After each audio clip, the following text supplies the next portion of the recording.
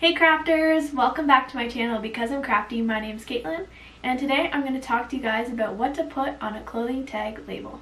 So I've noticed a lot of home sewists out there have been making their own brand name labels for their me-made bakes. And I thought that this was really interesting because a lot of them have either their own name or saying it's me-made or made it with love by so-and-so, and I think these are really cute.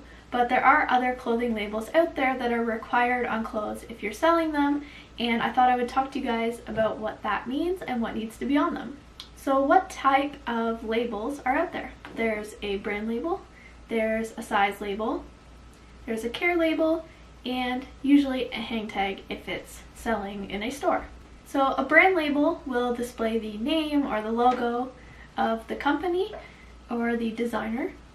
And it can be sewn on the inside of the garment or on the outside depending on the design.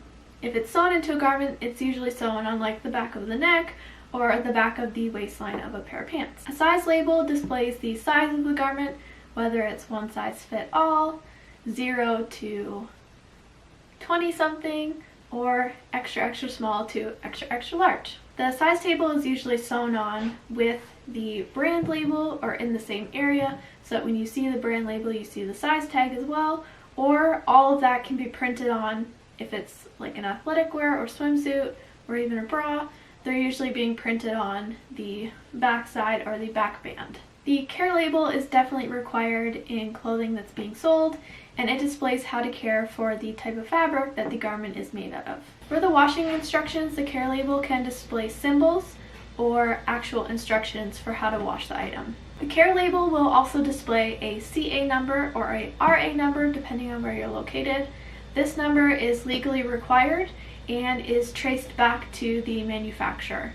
So instead of putting the person's name and address of the company or manufacturer of the garment, people register to have just this number, and then it doesn't take up as much space on your label.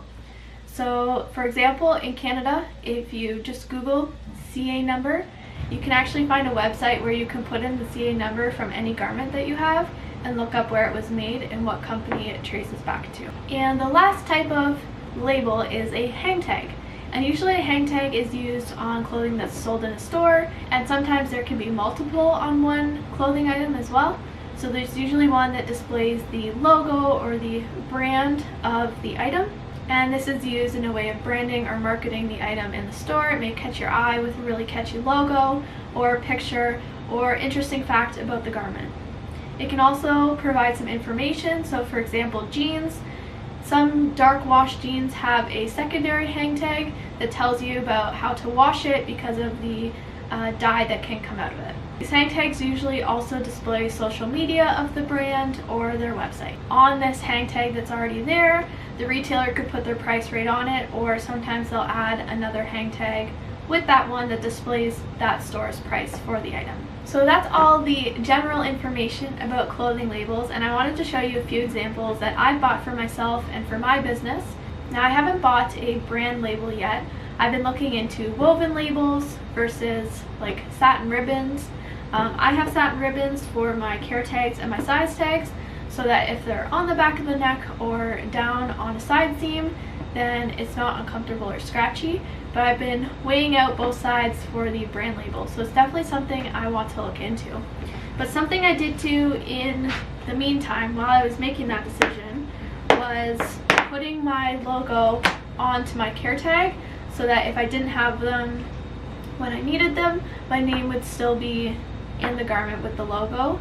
And I also want to show you guys how I sort them. So I have this bin just from the dollar store, and I've put all of my labels inside. So I've put one side has my larger care tag labels, and then I have a smaller version as well for any lingerie that I make. So I've kind of made them more general so that I could use them on anything. And then I have a 0 to 16 in number sizes, and then I have extra small to 2 extra large in those sizes.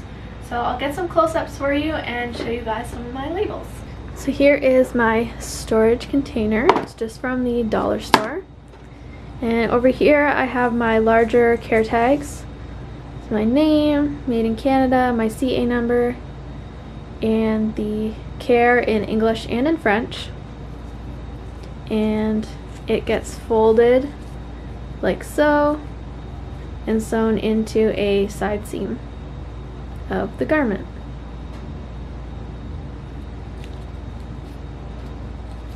And you can work with your label maker to make sure it's right for what you need. This is a smaller version I had made for any lingerie, so I wanted it to be really small so that if I sewed it in, it wouldn't show on the outside. It again gets folded and sewn in, and I have my instructions in English and in French. And I liked the satin ribbon because it's not scratchy on the body. And then up here I have 0 to 14, and down here I have extra small to 2X large, and these will just get sewn into a seam like so.